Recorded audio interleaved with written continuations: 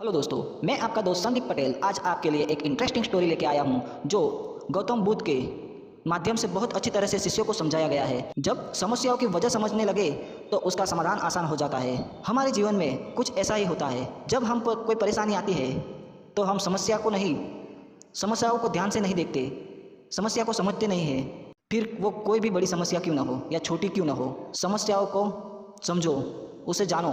आज हम इस कहानी के माध्यम से समझने का प्रयत्न करेंगे। जब समस्याओं की वजह समझने लगे तो उसका समाधान आसान हो जाता है। बुद्ध ने शिष्यों के सामने एक रस्सी में 3 गांठ लगाई और पूछा कि क्या ये वही रस्सी है जो गांठ बांधने से पहले थी। गौतम बुद्ध के प्रवचन में एक दिन सुबह सुबह सभी शिष्य बुद्ध के प्रवचन सुनने के लिए एक साथ बैठे हुए थे।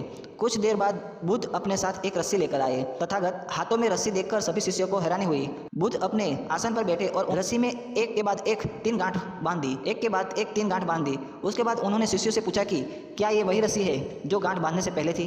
इस प्रश्न के जवाब में एक शिष्य ने कहा कि तथागत, इसका उत्तर थोड़ा मुश्किल है, यह हमारे देखने के तरीके पर निर्भर करता है। एक तरह से तो रस्सी वही है, उसमें कोई बदलाव नहीं है। एक अन्य शिष्य ने कहा कि जब इसमें 3 गांठें लगी हुई है जो कि पहले रस्सी में नहीं थी, इसे बदला हुआ भी कर सकते हैं। कुछ शिष्यों ने कहा कि वास्तव में मूल स्वरूप में रस्सी वही है, लेकिन बदली हुई दिखती है, लेकिन इसका मूल स्वरूप बदला नहीं है। शिष्यों की बात सुनकर बुद्ध ने कहा कि आप सभी सही बोल रहे हैं, अब मैं इन गांठों को खोल देता हूँ। ये बोलकर बुद्ध रस्सी के दोनों सिरों को खींचने लगे। बुद्ध ने पूछा कि क्या इस प्रकार रस्सी की गांठें खुल जाएगी। सभी शिष्यों ने कहा कि नहीं, ऐसा करने से गांठें और ज़्यादा कस जाएगी, इसे खोलना और मुश्किल हो जाएगा। बुद्ध ने कहा कि ठीक है, अब एक अंतिम प्रश्न, इन गांठों को खोलने के लिए हमें क्या करना होगा। शिष्य ने कहा कि हमें इन गांठों को ध्यान से देखना होगा, जिससे हम जान सके कि इन्हें कैसे लगाया गया है।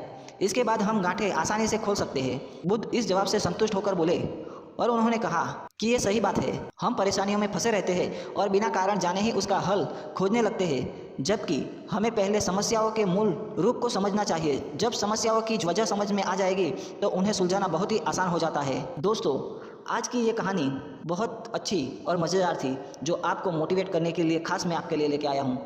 उम्मीद करता हूँ कि आपको ये कहानी पसंद आई होगी, ताकि मैं आपके लिए ऐसी मोटिवेशनल स्टोरी और अच्छी स्टोरी लेके आता रहूँगा। मैं आपका दोस्त संदीप पटेल। जय हिंद, जय Bharat. Thank you so much.